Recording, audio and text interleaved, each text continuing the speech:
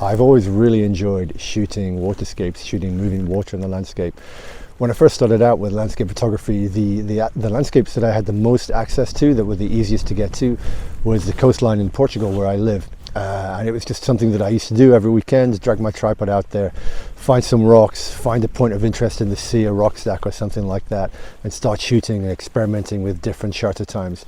For me, there's just something really dynamic about seeing the water rushing up underneath the tripod to the bottom of the frame, and it's something that you can shoot sunrise at sunset. It's not really condition dependent. It looks just as good in moody, cloudy weather as it does in golden hour or really nice, colorful blue hour. Now, when you're shooting waterscapes, one of the reasons that it's nice to slow the shutter speed down a little bit, to blur the water a little bit, is because a fast shutter speed is going to freeze the movement of the water, and that kind of removes any sense of movement or any dynamism from the shot. And on top of that, the water is going to be a large element within the frame. It's going to take up a lot of your composition. And water has a lot of detail, the different waves and the different ripples, and that detail can distract from the main elements of your composition, the things that you want people to focus on, your focal point like a sea stack or stuff like that, or whatever you're using in the foreground. And on top of this, when you blur the water a little bit, you can start to create shapes and lines within the water, which become a compositional element themselves. You can create leading lines and link the different elements of your composition together. Now, how long the exposure should be depends on the effect that you're trying to achieve and the conditions of the water. Shorter exposures, something between 1/3 of a second and something like 5 seconds, will keep some structure to the water, and so there's still some movement there, but the waves will be blurred, creating these dynamic lines moving towards or away from the camera, and it also does remove a lot of that distracting detail from the water. Now, there's not really a specific length of time that always works. Anything between 1/3 of a second and 5 seconds can work. It really depends on the strength of the water, the speed that it's moving up and down the beach, so there's always a little bit of trial and error to get it right. Very long exposure, on the other hand, they create quite a different effect. They completely blur all of the water, creating this surreal misty effect. And for this, you need exposure times of anything from about 30 seconds to a couple of minutes or more. And of course, for this, you're going to need to put the camera shutter in bulb mode. Now, when it comes to exposure, you should always try to keep the camera at its base ISO, because that's where the image will have the least amount of noise, where you'll get the cleanest file. And while you're probably going to make some adjustments to the aperture to get the exact shutter speed you want, you should always try to keep it between something like f7.1 and f13 to get the maximum depth of field without suffering from diffraction. Now, unless it's deep into the blue hour when the light levels are really low, it's impossible to get shutter times like that without a neutral density filter. Now, this is a filter that reduces the light passing through it and onto the sensor. Now, these filters come in different strengths. I usually find something like a 3 or a 4 stop works really well for shutter times of around 1/3 of a second up to a couple of seconds. So if you're shooting on the beach and you still want to get some of that movement. And for the longer exposures of about 30 seconds, you need something like a 10 stop. And those are the two filters that I generally tend to carry with me all the time. Now, I prefer circular filters as they're smaller and easier to carry. I used to use a big square filter system. They're a lot bigger and bulkier, and they're only really necessary if you're using graduated neutral density filters to darken down the sky. Now, I've stopped using these because those filters also darken parts of the image above the filter line, like the rock stack that you can see here. Half of it would be covered by the darker half of the graduated neutral density filter. And they also create a little bit of vignetting, and there's an uneven distribution of light all across the frame, particularly on wide angle frames. So I preferred basically just to do a separate exposure for the sky. Now, of course, for longer exposures like this, you're going to need a tripod to keep the camera steady, to keep it really still while you're shooting, and you need to ensure that the legs of the tripod are steady and not moving in like moving sand when the water flows around them. So try to find a rock to put them on. And finally, you need a cable or remote leads to activate the shutter so you don't nudge the camera and blur the image when you activate the shutter. Using a 2-second timer doesn't really work because you need to be able to time the shutter exactly for when the waves are in the exact right position. Now, the first thing that you need to do is find a composition that really works, and that almost always means going right down to the edge of the water, because that's where the most action is. That's where the water's at its most dynamic. that's where you can get the most interesting shots and blurring the water. So it means getting your feet wet, it means getting your tripod wet, and just trying to find a composition, a particular arrangement of rocks, something that works, something that actually is interesting for the water to flow around, something that breaks the water and that also supports whatever your main focal point is, whatever it is at the back of your image, like a mountain or a sea stack or whatever, to balance it, to give weight to the foreground. Now you can see here that the water is kind of funneled between the rocks in a place where otherwise there's not really a lot of water movement on this coast. So this particular bit of rock here really works. And it's shaped in such a way with an inverse V that it leads to the focal point of the image, which is the mountain across the water. So really it's just a question of waiting for the wave to be in the exact right place and then timing the shutter. Now you can be waiting for ages for the right moment, for the right wave, and take loads and loads of shots trying to get the exact right moment and the right shutter speed.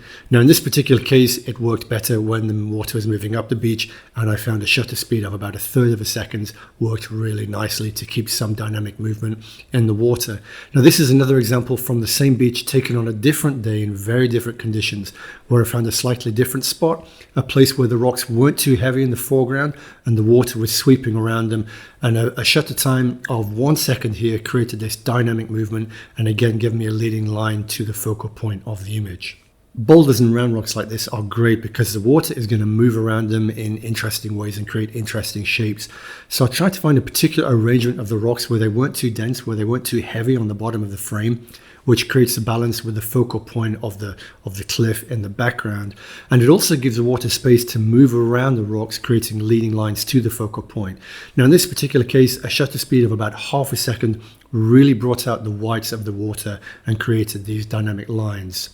Now this is in a different part of the same beach taken on a completely different day, and in this particular place I couldn't really get close enough to the water. I couldn't find a way of using the water to help in the composition. So what I've done instead is use the leading lines of the rock to create the focal point and the foreground interest, but the water is still a large part of the composition, so I couldn't just do a fast exposure. So a slightly longer exposure here is required to remove all of the details, which would make it really distracting and take away interest from the foreground rocks and the focal point. Now sometimes you just can't get it to work. This single rock here kind of worked as a foreground element to balance with the mountains in the background, but because of the angle on the beach, the water doesn't really support it because it's coming in from the side, which leads the eye out of the frame. And I wrestled with ages trying to find a way to get this to work, but sometimes it just doesn't. Now if you contrast that with this image, where the water actually does work as a leading line, where it curves around and works in harmony with the foreground element, taking your eye to the rock stacks in the background. And here a shutter speed of again about 1/3 of a second and timing the water racing up the beach gave me those lines. Now once again, the round boulder just works really well as a foreground element and balances with the rock stack in the background. And again, this boulder, it's a little bit separated, so it stops the foreground from being too heavy. Here a 5-second shutter time blurred the water quite a lot, flowing around the rocks, which creates a separation from the rocks around it and also gave me the flow through the image. Now this is the same location on a different day with a really long exposure of 4 minutes. Now the rock here is doing all of the work in the foreground because the water was too far down the beach for me to be able to use it to flow around the rocks or as a compositional element. So the long exposure here again completely blurs the water and removes the detail from it, which simplifies the composition. Now this is another really long exposure on a beach where the water was really aggressive, but by doing a very long exposure, it's completely flattened all the detail out. And at the surf, at the edge of the beach, it's kind of created this ethereal line. It's made it feel really misty, which again moves the eye through the image towards the rock stacks in the background. Now, a faster shutter time here would have had a really different feel and mood. It wouldn't have given it that kind of ethereal, that surreal feel, and there'd have been a lot more detail in the water.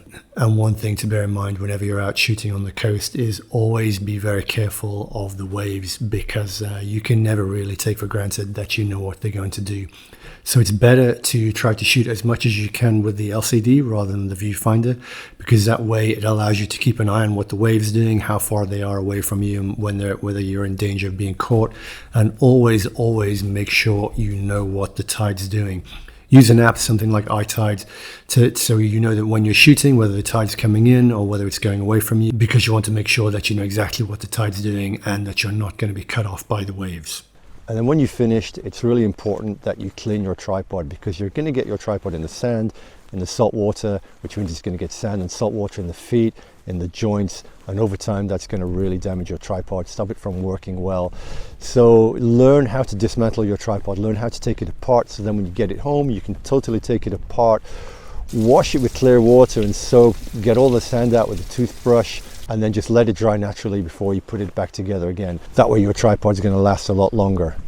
I've been shooting waterscapes for 16 years now, and it never gets boring. It's always different, no matter how many beaches you go to, no matter how many times you return to the same beach. It's always different. The water's always doing something different. The tide's revealing different things. There are different compositions to work with. I'm here in Lofton at the moment with a workshop group, and we're spending a lot of time on beaches just exploring different compositions, playing around with different ideas, playing around with different shutter times and photographing the moving water, and it's always a lot of fun. So I think that's pretty much everything for this video. If there's anything that I missed, or if there's anything you'd like to know more about, drop me a comment below or send me an email and I'll get back to you. And if you enjoy my photography, if you enjoy the way that I shoot images, then I'd love to have you on a workshop next year. I'm just opening up all my 2023 workshops. So if you're interested in joining me for one of those trips, check out my website. We'll be coming back to Lofton next year. We'll be in Iceland, Namibia, and in the Dolomites. So check out the website. There's more details on all the workshops there, and drop me an email if there's anything more that you'd like to know. So that's it for this video. I'm sitting in the snow and getting a little bit cold, so it's time for me to head back to the car and get a cup of coffee. Thanks for watching, and as always, good luck with your photography. Take care.